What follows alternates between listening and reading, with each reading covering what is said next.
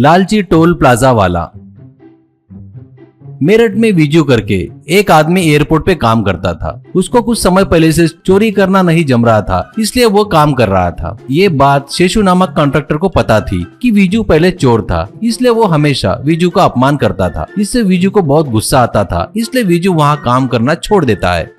ये बात उसके दोस्त अमित को पता चलती है और वो विजू के पास आकर, अमित, विजू दुखी मत हो रे, उस बेवकूफ के बारे में पता है ना, साइको है वो साला। उसको किसी के बारे में कुछ पता चला तो उसे चिढ़ाता है, अपमान करता है, आगे वाले को रुलाता है और खुश होता है। उसके ऊपर से उसका भाई एमएलए है ना, इसलिए कई प्रकार के कॉन्ट्रैक्ट लेकर जमकर कमा रहा है। तू लोड मत ले यार, छोड़ना यार। वो सब सुनकर विजू चुप ही रहता है, कुछ नहीं बोलता है। ऐसे कई महीने बीतते हैं। विजू अमित को फोन करके एक जगह पर आने को कहता है।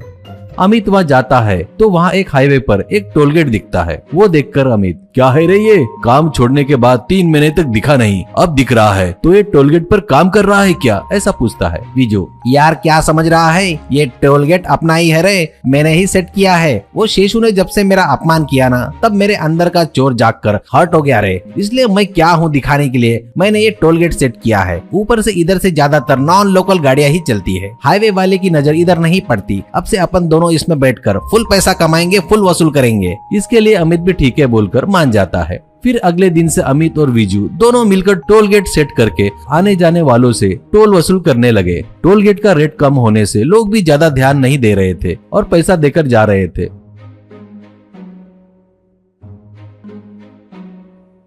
उतना ही नहीं, वसूले से पैसों में से कुछ पैसा लोकल में कुछ अफसरों को देने लगे। इससे कोई भी अफसर विजू की तरफ नहीं आता था।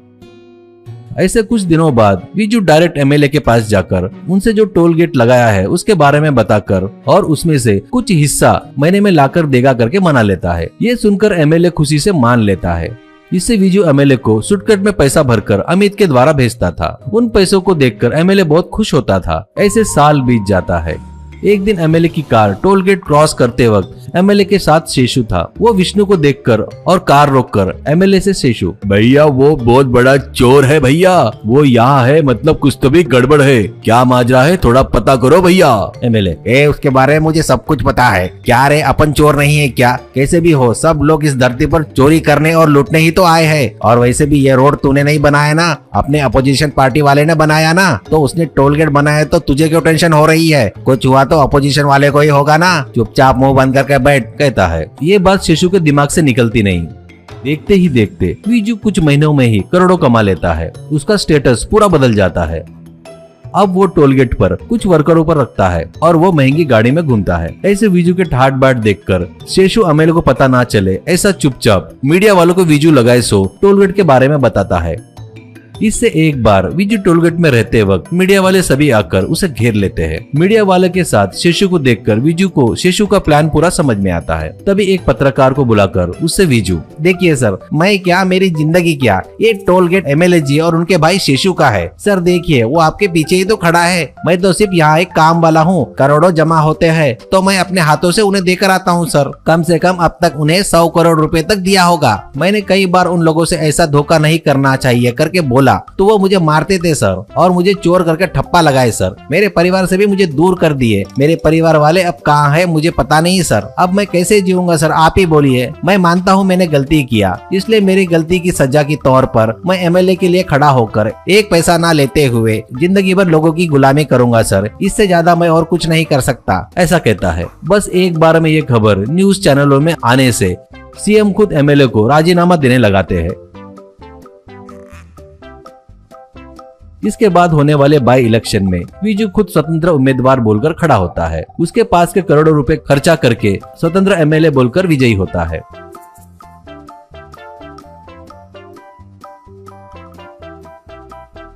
ऐसे जीतने के बाद विजू एमएलए के घर जाकर वहाँ शेषु को थैंक्स कहता है और बाद में एमएलए से विजू, सॉरी भैया, बुरा मत मानो, आप बोले तो मुझे हमेशा आपसे प्यार रहेगा भैया। मेरे नकली टोलगेट से मुझे एनकरेज किए, मुझे करोड़पति बनाए, लेकिन मैंने कुछ नहीं किया भैया, ये सब आपके भाई ने किया है। अचानक मीडिया वालों को बुलाकर मुझे फंसाना चाहता था भैया। मैं भी एक इंसान हूँ ना भैया, डायरेक्ट जेल में कैसे जाऊँ? मैं भी मेरे से बड़े को फंसाना चाहिए ना, इसलिए बचने के लिए आपको फंसाया भैया। इसमें प्लान वगैरह दुश्मनी कुछ भी नहीं है भैया। ठीक है भैया, बाय बाय, फिर मिलेंगे भैया। भैया अगर आपको कहीं टोल गेट लगाएंगे तो पहले मुझे ही बताना भैया, कहकर चला गया।